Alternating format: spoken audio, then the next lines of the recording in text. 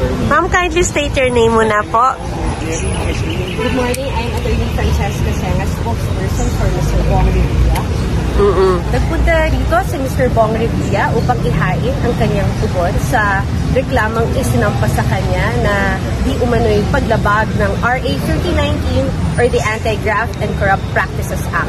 Wala pong ibang reklamo laban kay Mr. Revilla sa DOJ ngayon.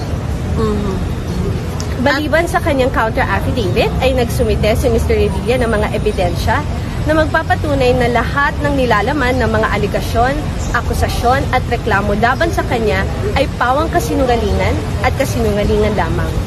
Umaasa si Mr. Revilla na magiging patas ang Department of Justice at titignan niya ang ebidensya at hindi na paaabutin ang reklamong ito sa korte. With that, we will make no further statements and we will let the legal process take its course, and that will be all. Thank you. Yung anong evidence mo baka pwede may mapanggit? We have no further statements at this time. Thank you. Pero just to clarify, pinanumpaan na po niya yung counter-affidavit niya. Thank you. Thank you.